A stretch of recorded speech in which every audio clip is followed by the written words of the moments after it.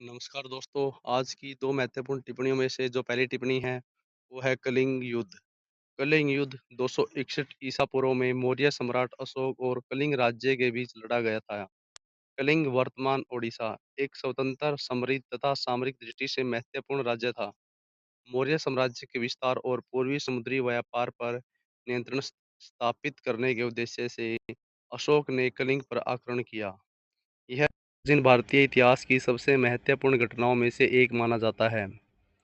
यह युद्ध अत्यंत भीषण और विनाशकारी था।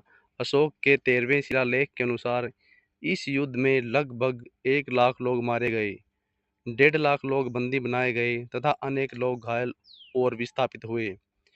युद्ध के बाद हुए व्यापक नरसंहार और मानवीय पीड़ा को देखकर अशोक अत्यंत दुखी हुए।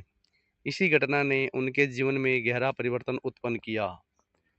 कलिंग युद्ध के बाद अशोक ने युद्ध और हिंसा की नीति का त्याग कर धम्म की नीति अपनाई।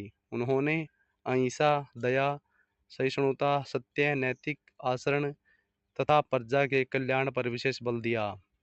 उन्होंने धर्म महापात्रों की नियुक्ति की, पशु हत्या पर नियंत्रण लगाया तथा अनेक शिलालेखों के माध्यम से धम्म का व्यापक प्रचार प्रसार किया।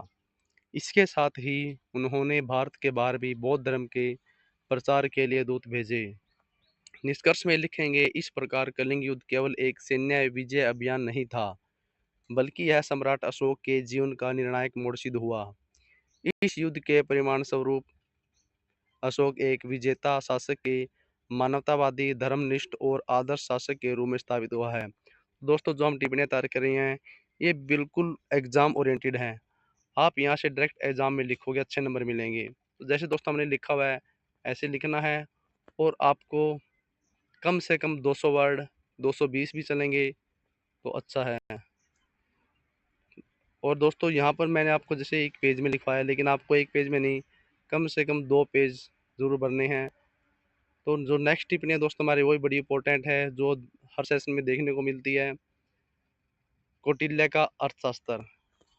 कौटिल्य, जिसका नाम चाणक्य विष्णुगुप्त भी था, द्वारा रचित अर्थशास्त्र प्राचीन भारत का एक महत्वपूर्ण राजनैतिक, प्रशासनिक और आर्थिक ग्रंथ है।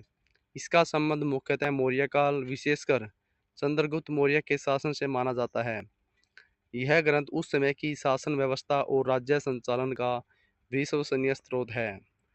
अर्थशास्त्र में राज्य के संगठन, प्रशासन का विस्तृत वर्णन मिलता है।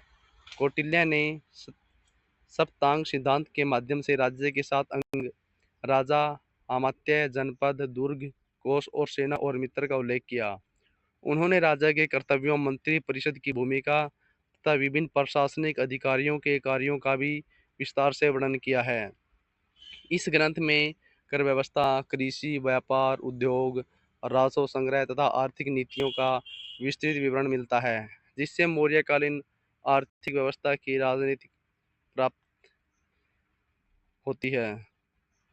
कौटिल्य ने राज्य की सुरक्षा के लिए सुदृढ़ गुप्तचर व्यवस्था, दंडनीय रणनीति तथा विदेश नीति में मंडल सिद्धांत का भी प्रतिपादन किया। यह ग्रंथ केवल सैद्धांतिक नहीं, बल्कि शासन संचालन की एक व्यवहारिक मार्गदर्शिका भी है।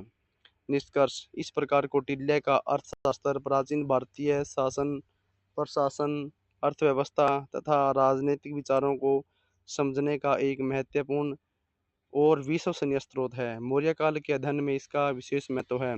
तो दोस्तों, बहुत ही इंपॉर्टेंट टिप्पणियां हैं। ये आपको इग्नू के हर सेशन में देखने को मिलती हैं, चाहे जून के एग्ज़ाम हो या दिसंबर सेशन के एग्ज़ाम हो। तो दोस्तों, आपको अच्छे से तैयार करना है। इसकी पीडीएफ आपको प्रोवाइड कर दी जाएगी। अगर वीडियो दोस्तों आपको पसंद आ रहा है तो लाइक करना ना भूलें। चैनल को सब्सक्राइब ज़रूर करें। आगे भी इसी तरह की वीडियो आपको मिलते रहेंगे। वीडियो अपने दोस्तों के साथ शेयर ज़रूर करें। धन्यवाद दोस्तों। जय हिंद, जय भारत।